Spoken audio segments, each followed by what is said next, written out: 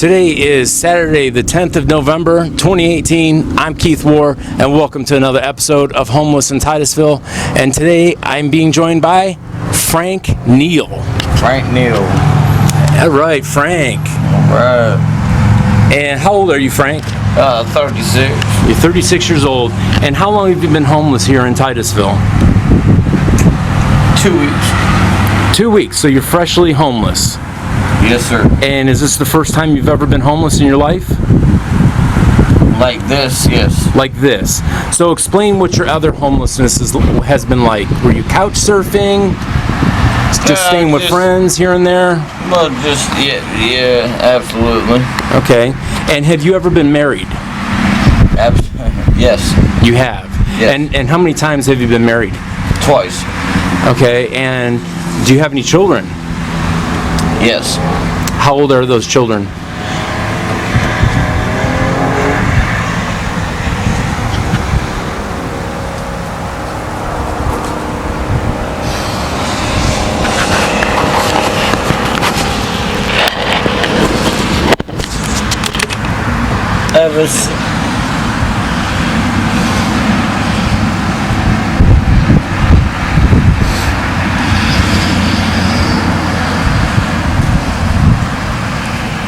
Sorry.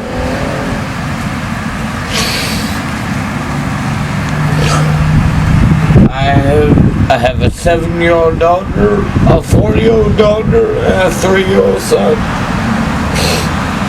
And when's the last time you've seen any of them? 2 weeks ago. Wow.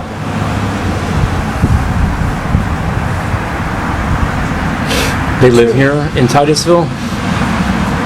They're in foster care. They're in foster care. They're in foster care, man. So the state took them? They did. And do you know when and if you're ever going to get your children back? I know a number. I got to call and schedule like supervised visitation. So that's what they've granted you right now, is supervised visitation? I guess. Yeah. And have you seen them for the first time yet for the supervised visitation? How about your ex-wife or girlfriend? Has she gotten to see them yet? I don't know. I don't know. She won't answer my phone calls, man. And how about your family? Has your brothers and sisters or your parents? I don't have no family. You don't have any family? I don't have no family. Wow. How did this all happen? Why did the state take the kids?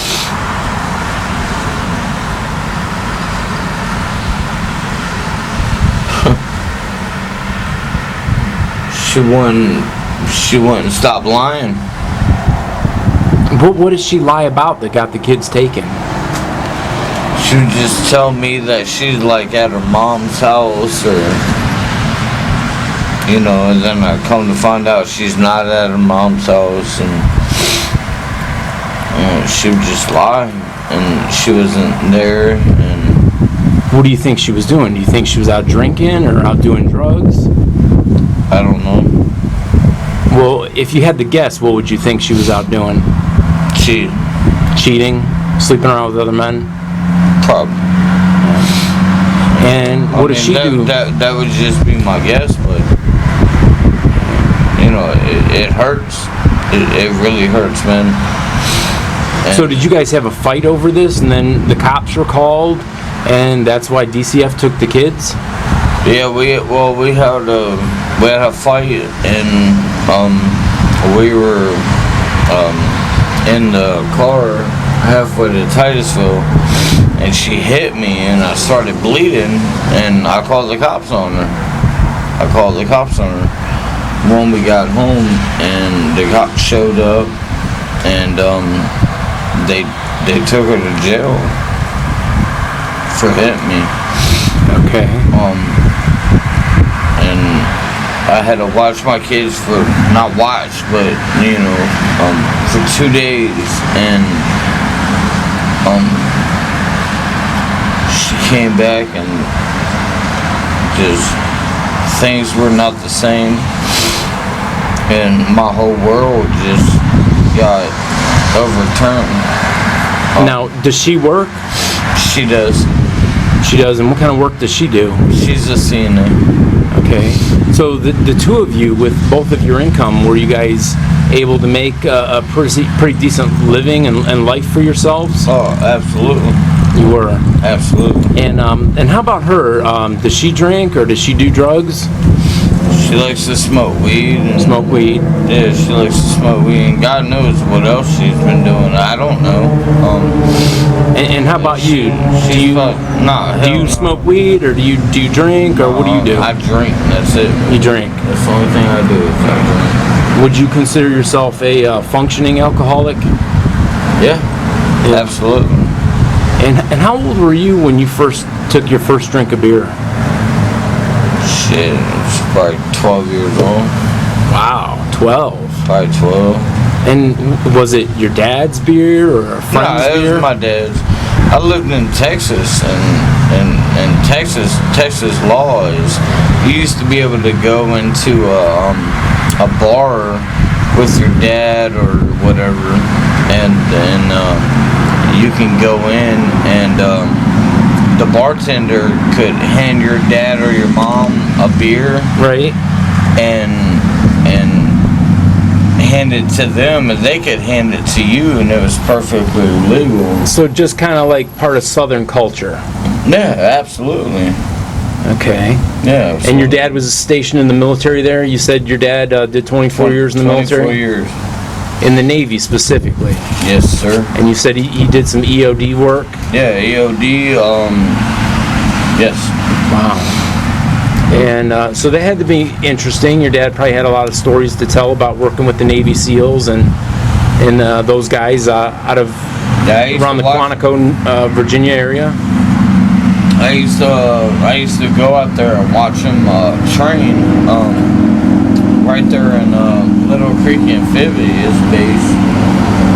I used to go out there and watch them train, and it was so cool. I can imagine that would be cool, especially if you're a kid getting to see that kind of stuff. So was he single at that time, or was he still married to your mom at that time? No, he was.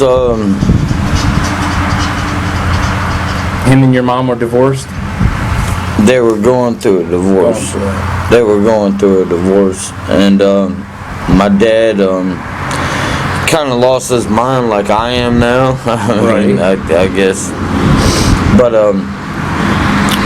he was with somebody else, Carrie Lynn, and he just never found his way.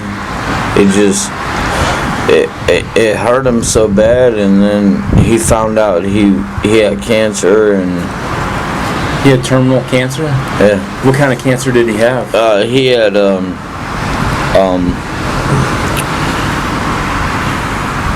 pancreatic? Wow. And what did they say was the cause of that? Stage 4. Was it from something he was exposed to when he was in the Navy? I think it was just a drinking. Oh, so he was an alcoholic also? Yeah. So tell me a little bit. I noticed the first time I met you a few days ago when I did an interview with Roger that you had started this tattoo on your face of Jesus, and it says "Go with God." What's the story behind this tattoo on your face? Like, why did you decide to get it there of all places? Well, my fiance at the time, or my girlfriend at the time,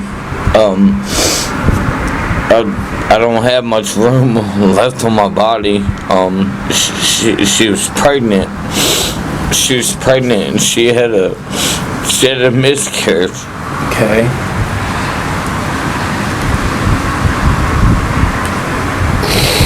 And that miscarriage is really hard on you?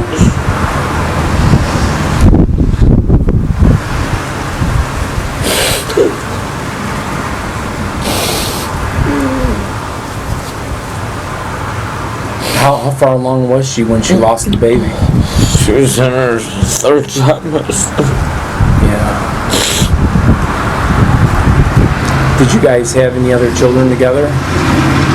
We got 3. Yeah. So 3 live, successful, healthy births. Were the children healthy? Yes. Yeah. Yeah. 2 daughters and a son. Yeah. So that's got to be really, hard for them to be in state custody right now. Are you allowed to write them? Or can you send them any letters? I gotta call. I gotta call the number, and I gotta set up visitation, and they gotta monitor it, and right. Because they want to protect the children, And I don't even know why they want to even do that shit, man. Well, I mean, do you think it would be okay for the children to see you the way you are now drinking? I mean, you don't want them to see you like this, You want them to see the healthy dad that they remember, don't you? I'm sure you're a great dad, But, when you're drinking, it makes things a little different, don't you think? So, you told me you work every day, and you told me you do dock work. What's that work like? Being out in the sun all day. Like, how do you deal with that and not drink? Or do you drink while you're kind of out there in the sun doing that? It's just work, man. We have, we just try to just make life pretty, I guess. I don't know. Yeah. Hey, you said you spent about 10 years or so in jail, right?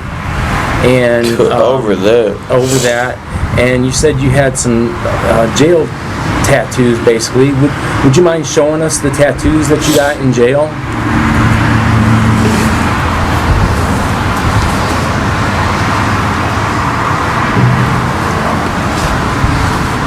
And I see these are basically white supremacist things. Let me get serious. Secured future. Secured bloodline. Oh, secured bloodline. And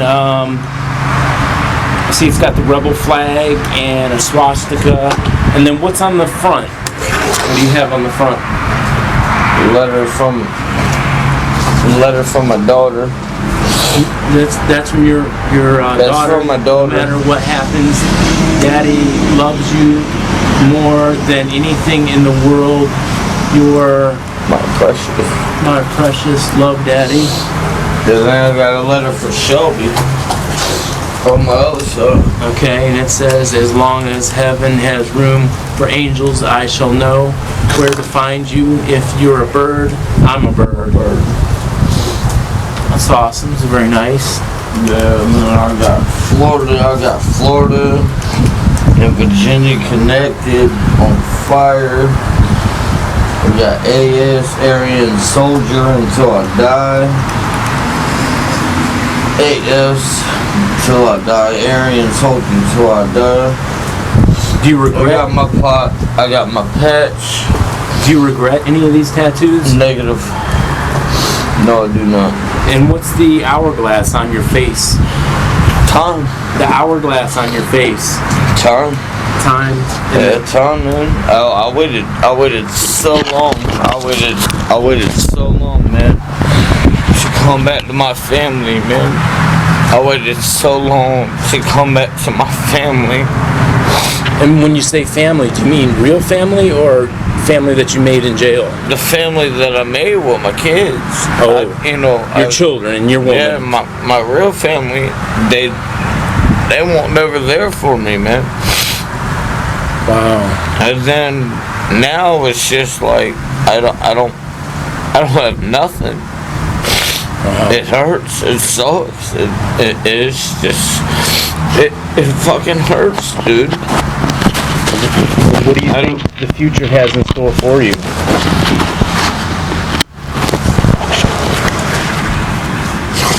Death. Death. I don't have anything else. I think you're very depressed, and I can understand that. And it hurts, man. Have you ever tried to talk to somebody, like at Circles of Care, or? There's nobody out there. There's nobody that helps us. Right, there isn't much help for you if you're homeless and on the street. There really isn't.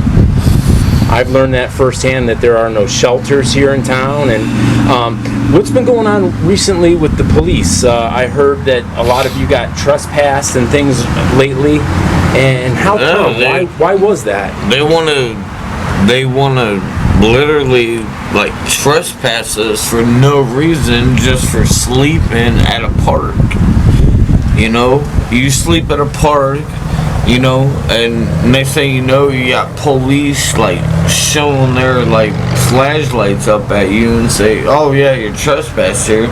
Well, where else are we gonna go? So did you ask them that? Did you say, "Hey, where can I go? I'll comply with the law. Tell me where to go." They don't care. They do not care. The police do not care about anything around here. See, you know, and that's TPD. And even the Cocoa Police Department, they don't care. You know, they did the same thing with the homeless in Cocoa. Right, and if there's no shelter, then where are you supposed to go? Yeah, they don't care. You know, I mean, the only place left to go is jail.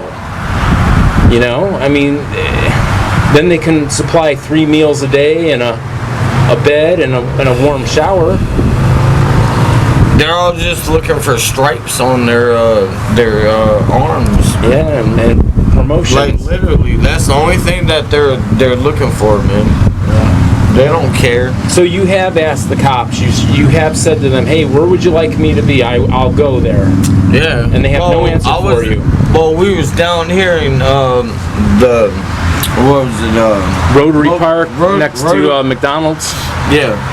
We was down there in Rotary Park, and the cops showed up, and then they said, "Well, why don't you just leave town?" I said, "Well, I'm out here like building docks at Kennedy Point." He said, "Well, why don't you go back to Cocoa?"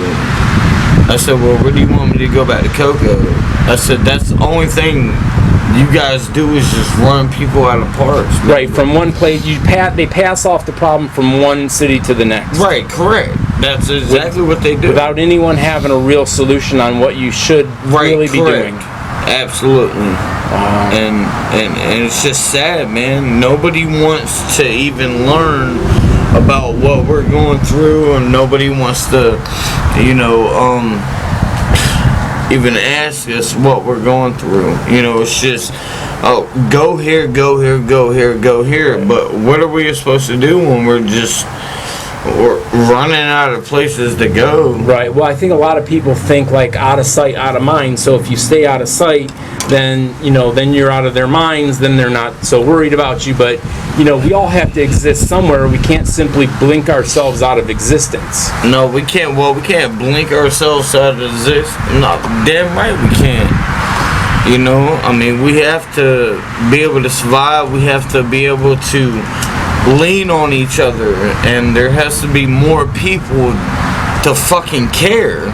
Right, and if you don't have any money, there's no options for you. I hear a lot of people say, "Oh, you have to pull yourself up by your bootstraps," and I say, "Well, what do you do if you don't even have bootstraps?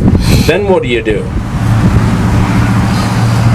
Well, listen, man, is there anything else you wanted people to know about being here out on the street before we go? There was a thing in the Bible, man. It actually like helped me get me through prison.